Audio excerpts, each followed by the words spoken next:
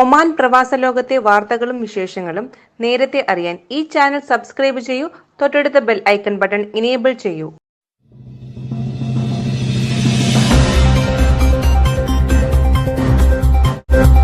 തൊഴിൽ മന്ത്രാലയം കഴിഞ്ഞ ദിവസം പ്രഖ്യാപിച്ച തൊഴിൽ സംബന്ധമായ ഇളവുകളെക്കുറിച്ച് വ്യക്തത വരുത്തി. കുടിയേറ്റ നിയമം ലംഘിച്ച് രാജ്യത്ത് കഴിയുന്നവർക്ക് നിയമം അനുശാസിക്കുന്ന പിഴയും ഫീസും അടയ്ക്കാതെ നാട്ടിലേക്ക് മടങ്ങാം. പൊതുമാപ്പിന് സമാനമാണ് പ്രഖ്യാപനം. മന്ത്രാലയത്തിൻ്റെ വെബ്സൈറ്റിൽ രജിസ്റ്റർ ചെയ്ത് 10 ദിവസത്തിനകം അനുമതി ലഭിക്കും. പാസ്പോർട്ട് ഇല്ലാത്തവർ എമർജൻസി പാസ്പോർട്ടിന് അപേക്ഷ നൽകണം. 7 ദിവസത്തിനകം എംബസി ഔട്ട് പാസ് ലഭിക്കും. തുടർന്ന് കോവിഡ് യാത്രാ മാനദണ്ഡങ്ങൾ പാലിച്ച് യാത്രയ്ക്ക് ഒരുങ്ങുക. അനുമതി ലഭിച്ചാൽ രേഖകളും കോവിഡ് പരിശോധനാ ഫലവും ടിക്കറ്റുമായി വിമാനത്താവളത്തിലെ ലേബർ ഓഫീസ് സന്ദർശിച്ച് നടപടിക്രമങ്ങൾ പൂർത്തിയാക്കുക. എയർ ബബിൾ കരാർ പ്രകാരം വിമാന സർവീസുകൾ കുറവാണെങ്കിലും അനുമതി ലഭിച്ചവർക്ക് അനുവദിച്ച കാലാവധിക്ക് മുന്നേ രജിസ്റ്റർ ചെയ്താൽ ഡിസംബർ 31 ശേഷവും യാത്ര ചെയ്യാം. നവംബർ 16 മുതൽ ഒമാനി പൗരന്മാർക്ക് മുൻകരുതൽ നടപടികൾ അനുസരിച്ച് യുണൈറ്റഡ് അറബ് എമിറേറ്റ്സിലേക്ക് റോഡ് മാർഗം യാത്ര ചെയ്യാം. എമിറേറ്റ്സ് ന്യൂസ് ഏജൻസി പ്രസ്താവനയിൽ അറിയിച്ചു. അടുത്ത 2 ദിവസം ഒമാനിൽ ഇടിയോടുകൂടിയ മഴയുണ്ടാകും. നവംബർ 14 ശനിയാഴ്ച മുതൽ 2020 നവംബർ 15 ഞായറാഴ്ച വരെ അൽ തായിബത്ത് എന്ന താഴ്ന്ന മർദ്ദം സുൽത്താനേറ്റിൻ്റെ വടക്കൻ ഭാഗങ്ങളെ ബാധിക്കുമെന്ന് ദേശീയ മൾട്ടി ഹസാർഡ്സ് മുന്നറിയിപ്പ് കേന്ദ്രത്തിൻ്റെ കാലാവസ്ഥ വിശകലനം സൂചിപ്പിക്കുന്നു. കാലാവസ്ഥാ വ്യതിയാനം മിതമായതും പുതിയതുമായ വടക്ക് കിഴക്കൻ കാറ്റുകളുമായി ബന്ധിപ്പിക്കും. ഇത് താപനിലയിൽ ആപേക്ഷിക കുറവുണ്ടാക്കും. മുസന്തം ഗവർണറേറ്റ് ഒമാൻ കടലിൻ്റെ തീരപ്രദേശങ്ങൾക്കൊപ്പം സമുദ്രനിരപ്പ് പരുക്കനുമായിരിക്കും. അൽ അമാൻ പുനരധിവാസ കേന്ദ്രത്തിൽ അംഗവൈകല്യമുള്ളവർക്കായി കളിസ്ഥലം സ്ഥാപിക്കുന്നതിനുള്ള കരാർ സാമൂഹിക വികസന മന്ത്രാലയം ഒപ്പിട്ടു. ബാങ്ക് മസ്കറ്റിൻ്റെ പിന്തുണയോടെ അൽഖൂദ് അൽ അമാൻ പുനരധിവാസ കേന്ദ്രത്തിൽ വികലാംഗർക്കായി ഒരു കളിസ്ഥലം സ്ഥാപിക്കുന്നതിനുള്ള കരാർ റാഷിദ് ബിൻ അഹമ്മദ് അൽ ഷംസി മന്ത്രാലയം അണ്ടർ സെക്രട്ടറി ഒപ്പുവെച്ചു. നവംബർ 8 മുതൽ നവംബർ 12 വരെയുള്ള കാലയളവിൽ സുപ്രീം കമ്മിറ്റിയുടെ തീരുമാനങ്ങൾ ലംഘിച്ചവർക്കെതിരെ വിവിധ ഗവർണറേറ്റുകളിലെ കോടതികൾ വിധിന്യായങ്ങൾ പുറപ്പെടുവിച്ചിട്ടുണ്ട്. ഹോം ക്വാറന്റൈൻ ലംഘിച്ച ഒരു മലയാളിയും ശിക്ഷയ്ക്ക് വിധേയമായി. മസ്കറ്റ്, അൽ ദക്കിലിയ, നോർത്ത് അൽ ബട്ടീന, സൗത്ത് അൽ ഷാർക്കിയ മേഖലയിലെ കോടതികളിലാണ് വിധി പുറപ്പെടുവിച്ചത്. സ്വദേശിക്ക് 3 മാസം വരെ തടവ് ശിക്ഷയും ലഭിച്ചു. വിദേശികളായ പ്രതികളെ രാജ്യത്തു നിന്ന് നാടുകടത്തുകയും 1000 റിയാൽ പിഴയും വിധിച്ചു. തീരുമാനങ്ങൾ ലംഘിച്ചവരുടെ പേരും ഫോട്ടോയും പബ്ലിക് പ്രോസിക്യൂഷൻ പ്രസിദ്ധീകരിച്ചു.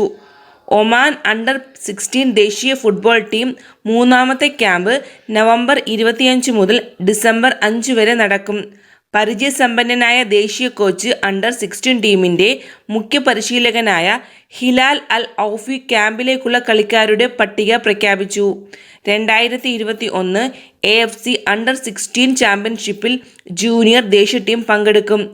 ഏഷ്യൻ ഫുട്ബോൾ കോൺഫെഡറേഷൻ അനുസരിച്ച് AFC അണ്ടർ 16 ചാമ്പ്യൻഷിപ്പിൻ്റെ തീയതി പിന്നീട് അറിയിക്കും. കൂടാതെ ബഹ്റൈനിൽ നടന്ന AFC അണ്ടർ 16 ചാമ്പ്യൻഷിപ്പിനുള്ള യോഗ്യതാ നിയമങ്ങളിൽ വരുത്തിയ മാറ്റങ്ങൾ അവർ അംഗീകരിച്ചു. 2004 ജനുവരി 1 അതിനുശേഷമോ ജനിച്ചവർക്ക് മാത്രമേ ടൂർണമെൻറ്റിൽ കളിക്കാൻ കഴിയൂ.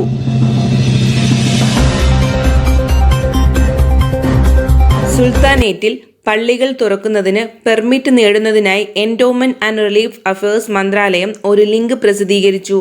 400 ആരാധകരിൽ കുറവുള്ള പള്ളികൾ തുറക്കുന്നതിനുള്ള COVID-19 കൈകാര്യം ചെയ്യാനുള്ള സുപ്രീം കമ്മിറ്റിയുടെ തീരുമാനത്തിന് അനുസൃതമായിട്ട് നിർദ്ദിഷ്ട മുൻകരുതലുകൾ പാലിച്ചിട്ടുണ്ടെങ്കിൽ ഓപ്പണിംഗ് പെർമിറ്റ് ലഭിക്കുന്നതിന് അപേക്ഷ സമർപ്പിക്കാൻ ഈ ലിങ്ക് ഉപയോഗിക്കാം. MARA.gov.om/ARABIC/MASAJID-FORM.ASPX എന്നതാണ് ലിങ്ക്. വെല്ലുവിളികളും നിർദ്ദേശങ്ങളും ചർച്ച ചെയ്യുന്നതിനായി മന്ത്രി കായിസ് ബിൻ മുഹമ്മദ് ബിൻ മൂസ അൽ യൂസഫ് സനത് സേവന കേന്ദ്രങ്ങളുടെ ഉടമകളുമായി കൂടിക്കാഴ്ച നടത്തി. യോഗത്തിന്റെ തുടക്കത്തിൽ മന്ത്രി സനത് കേന്ദ്രങ്ങളുടെ ഉടമകളെ സ്വാഗതം ചെയ്യുകയും ഇടപാടുകൾ പൂർത്തിയാക്കാനുള്ള അവരുടെ ശ്രമങ്ങൾക്കും സർക്കാർ ഏജൻസികളുമായുള്ള സഹകരണത്തിനും നന്ദി അറിയിക്കുകയും ചെയ്തു. യോഗത്തിൽ ഈ കേന്ദ്രങ്ങളുടെ ഉടമകൾ നേരിടുന്ന വെല്ലുവിളിയെയും അവർ നൽകുന്ന സേവനങ്ങളെയും കുറിച്ച് ചർച്ച ചെയ്തു. അതുപോലെ തന്നെ നിക്ഷേപകർക്ക് ഈ സേവനങ്ങൾ വികസിപ്പിക്കുന്നതിനും സുഗമമാക്കുന്നതിനുമുള്ള നിർദ്ദേശങ്ങളെക്കുറിച്ച് സനത് കേന്ദ്രങ്ങളുടെ ഉടമകളെ ശ്രദ്ധിക്കുകയും ചെയ്തു. യോഗത്തിൽ ചെറുകിട ഇടത്തര സംരംഭ വികസന അതോറിറ്റിയുടെ ചെയർമാൻ ശ്രീ ഹലീമ ബിന്ത് റാഷിദ് അൽ സറയ്യ, വാണിജ്യ വ്യവസായ നിക്ഷേപ പ്രോത്സാഹന മന്ത്രാലയം, ചെറുകിട ഇടത്തരം സംരംഭ വികസന അതോറിറ്റിയിലെ നിരവധി ഉദ്യോഗസ്ഥർ പങ്കെടുത്തു.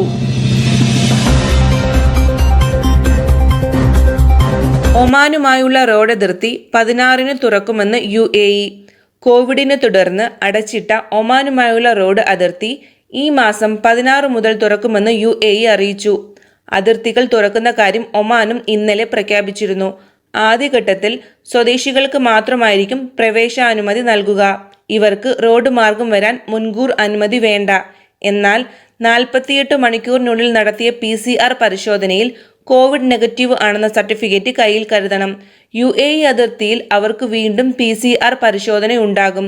UAEയിൽ പ്രവേശിച്ചാൽ ഓരോ എമിറേറ്റിലെയും ക്വാറന്റൈൻ നിയമങ്ങൾ സന്ദർശകരായ ഒമാൻ സ്വദേശികൾക്കും ബാധകമായിരിക്കും. UAE സ്വദേശികൾക്കും അതിർത്തിയിലൂടെ ഒമാനിലേക്ക് യാത്രാനുമതി ലഭിക്കും. ഒമാൻ റെസിഡന്റ് വിസയുള്ള പ്രവാസികൾക്ക് റോഡ് മാർഗം UAEയിൽ നിന്ന് ഒമാനിലേക്ക് പോകുന്നതിനും തടസ്സമുണ്ടാകില്ല.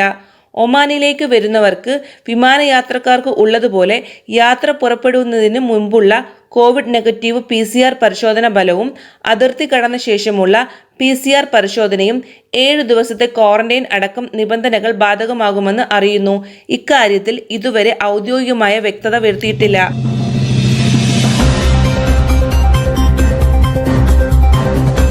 ഘാന മുൻ പ്രസിഡന്റ് ജെറി റൗളിങ്സിന്റെ മരണത്തിൽ ഘാന റിപ്പബ്ലിക്കിന്റെ പ്രസിഡന്റ് നാന അക്ഫോ അഡോയ്ക്ക് സുൽത്താൻ ഹൈത്തം ബിൻ താരിഖ് അനുശോചനം അറിയിച്ചു.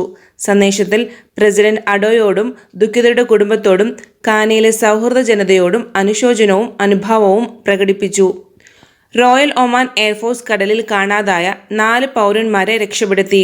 സഹത്തിൽ മത്സ്യബന്ധനത്തിനായി പോയ ഇവരെ ചില പൗരന്മാരുടെ സഹായത്തോടെ ഇവരെ രക്ഷപ്പെടുത്തി മറ്റൊരു ബോട്ടിൽ കയറ്റി.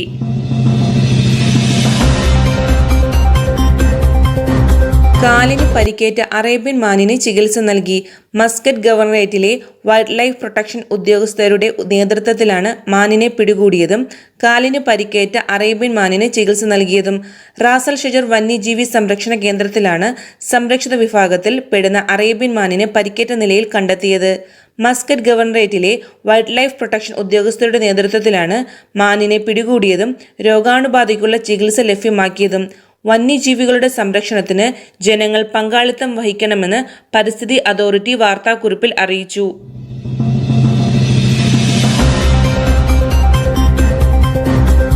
കോവിഡ് മുൻകരുതൽ ലംഘനം. മലയാളിയടക്കം 12 പേർക്ക് തടവും പിഴയും. കോവിഡ് മുൻകരുതലുമായി ബന്ധപ്പെട്ട സുപ്രീം കോടതി നിർദ്ദേശങ്ങൾ ലംഘിച്ചവർക്ക് വിവിധ ഗവർണറേറ്റുകളിലെ ഫസ്റ്റ് ഇൻസ്റ്റന്റ് കോടതികൾ തടവും പിഴയും ശിക്ഷ വിധിച്ചു. ശിക്ഷ ലഭിച്ചവരിൽ ഒരു മലയാളിയടക്കം 8 പേർ വിദേശികളാണ്. ഇവരുടെ എല്ലാം ചിത്രങ്ങൾ കഴിഞ്ഞ ദിവസം പബ്ലിക് പ്രോസിക്യൂഷൻ പ്രസിദ്ധീകരിച്ചു. ഹോം ക്വാറന്റൈൻ നിയമം ലംഘിച്ചതിന് മലയാളിയായ നിജുകുമാർ വാസുദേവൻ നായർക്ക് 1 മാസം തടവും 100 റിയാൽ പിഴയുമാണ് ശിക്ഷ വിധിച്ചത്. മസ്കറ്റ്, ദാഖിലിയ, വടക്കൻ ബത്തിന, തെക്കൻ ഷാർക്കിയ ഗവർണറേറ്റുകളിലെ ഫസ്റ്റ് ഇൻസ്റ്റൻസ് കോടതികളാണ് ശിക്ഷ വിധിച്ചതെന്ന് പബ്ലിക് പ്രോസിക്യൂഷൻ പ്രസ്താവനയിൽ അറിയിച്ചു. രാത്രി സഞ്ചാര വിലക്ക് ലംഘിച്ചതിന് ഒരു സ്വദേശിക്ക് 3 മാസം തടവ് ശിക്ഷ ലഭിച്ചു. ഇയാൾ 15 ദിവസം ശിക്ഷ അനുഭവിച്ചാൽ മതിയാകും. 4 ബംഗ്ലാദേശ് സ്വദേശികൾക്ക് 1000 റിയാൽ പിഴ ശിക്ഷ വിധിക്കുകയും ചെയ്തു. ഇതിൽ 2 പേർ 300 റിയാലും 2 പേർ 500 റിയാലും പിഴയടച്ചാൽ മതിയെന്ന് കോടതി അറിയിച്ചു. ബംഗ്ലാദേശ് സ്വദേശികളെ പിഴയടച്ചതിനു ശേഷം നാടുകടത്തുകയും ചെയ്യും. അനധികൃത ഒത്തുചേരലിന് 3 സ്വദേശികൾക്കും 3 താൻസാനിയൻ സ്വദേശികൾക്കും ശിക്ഷ വിധിച്ചിട്ടുണ്ട്. 3 സ്വദേശികൾക്ക് 1 മാസം തടവും 1000 റിയാൽ പിഴയുമാണ് ശിക്ഷ. ഇവർ 120 റിയാൽ പിഴയടച്ചാൽ മതിയാകും.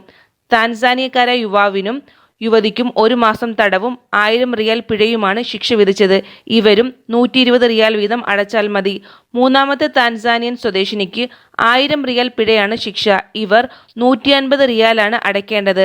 വാരാന്ത്യത്തിൽ നിയമലംഘകരെ കണ്ടെത്താൻ കർശന പരിശോധനകളാണ് പോലീസ് നടത്തിയത്.